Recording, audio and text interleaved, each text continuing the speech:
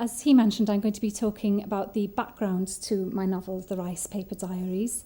And I know that there are quite a few people here who've read the book, but some who maybe haven't. So I'm trying to fill in a little bit of the story as I go for people who don't know what happens yet, without obviously telling you the ending. But for those of you who haven't read it yet, it's the story of a young woman who happens to be in Hong Kong on Christmas Day 1941, when Hong Kong fell to the Japanese after 3 weeks, very intense fighting on the island. And in the Ricepaper Diaries, I try to go beyond the drama, because obviously it's a very dramatic backdrop and it's a very dramatic story. But what I've tried to do in the novel is to go beyond the surface drama of the story, and to tell the story of a Welsh girl in Hong Kong specifically. There are other novels around, other fictions about Hong Kong during the war. This isn't the first one, but I was aware from the outset that my story is about a young woman from a very particular place, and it just wasn't going to be possible for me to write the story without that's really being quite a profound layer in the book that I didn't think about too much in the way you don't think about these things when you're writing. But when I'd read it, when I'd finished, I thought there may be people who don't understand everything about that side, the Welsh side of the novel, but this is it. So what I try to do really is to write about the Welsh girl in Hong Kong, but also to probe some of the social relationships that were dominant among the British expats in Hong Kong at the time, and also to give an inkling, at least, of the perspective of the Chinese, who made up a large part of the population, obviously, of Hong Kong at the time of the capture of their masters and mistresses, the British.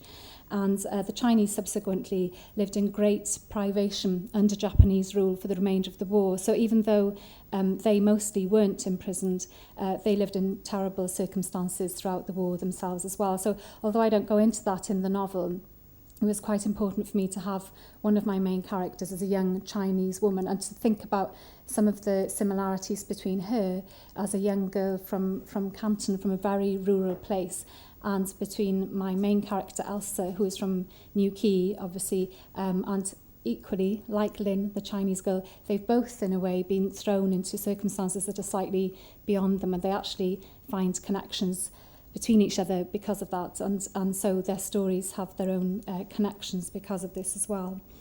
And as Ad was saying, this is my first book. It came out in May, and there has been quite a bit of nice interest from the media, and the Western Mail have been running a serialised version of it, which is quite amusing. I feel like Charles Dickens. I didn't know that was going to happen. I might have written it differently if I had. And that's really nice, but today is an opportunity to go beyond, a short interview or a few short statements about the book, and maybe to tell you, to probe a little deeper, really. So what I'm going to be doing is telling you a little bit about how I got interested in the story in the first place, or the family connections, and how I came to write a novel about it, because obviously the temptation perhaps could have been to write a memoir or non-fiction.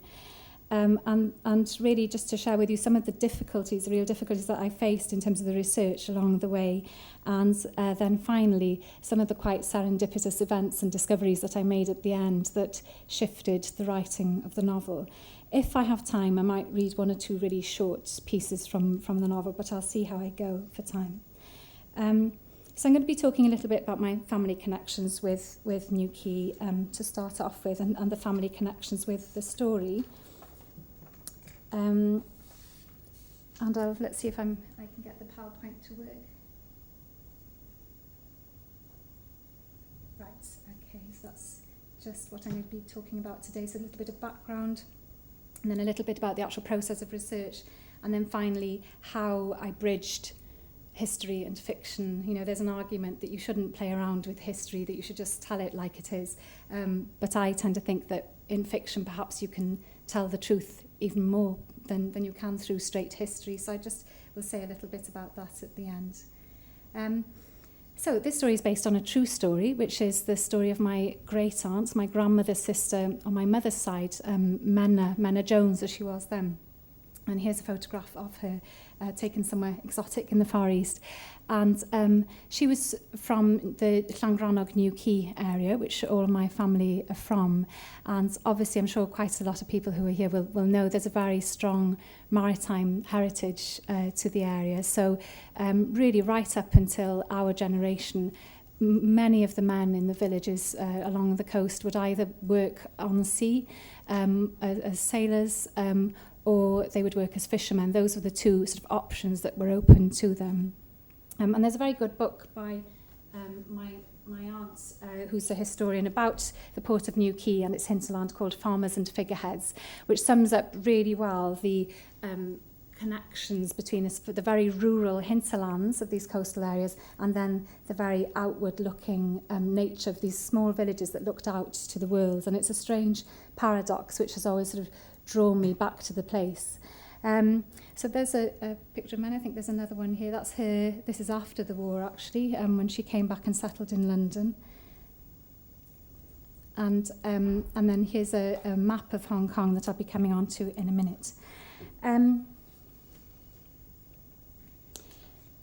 So yeah, it's hard really to explain that kind of disconnection, if you like, or the disparity between an inward-looking rural area and an outward-looking rural area like New Quay. But for me, as I was growing up, I tended to think of it in terms of the sort of objects that my parents had around them. And I noticed as I got older that most New Quay houses had these objects. My grandparents' houses had a real mixture of things. So they would have very traditional Welsh woolen blankets, but they would also have little carved figurines from Kenya, puppet dolls from Italy, all kinds of little objects that had been gathered and brought back to New Quay.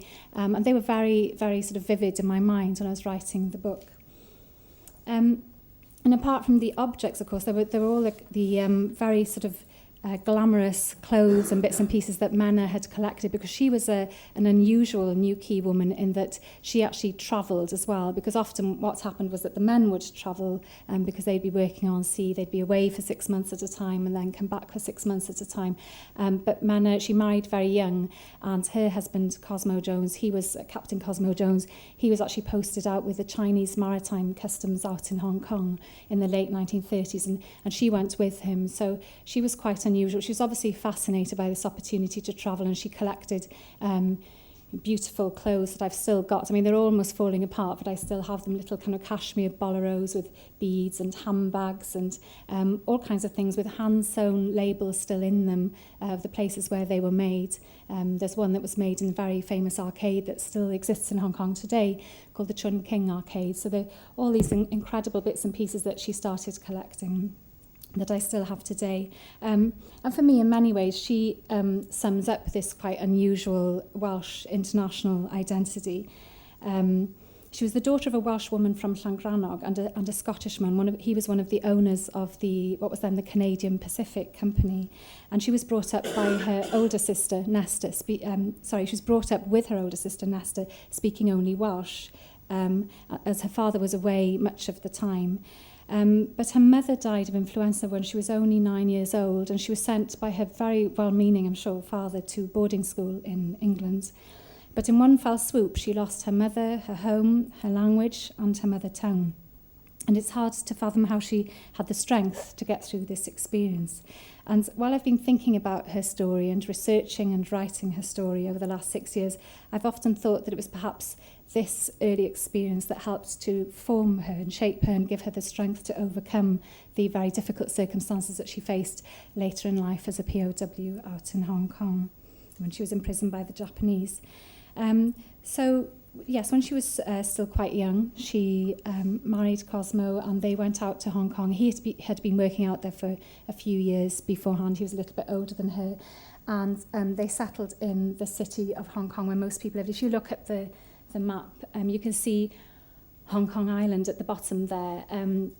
And the rich British who are working in various sort of maritime industries in Hong Kong or banking or government, they tended to live along the north edge of Hong Kong. So from Central along to Wan Chai and North Point, that was where all the very sort of rich people lived.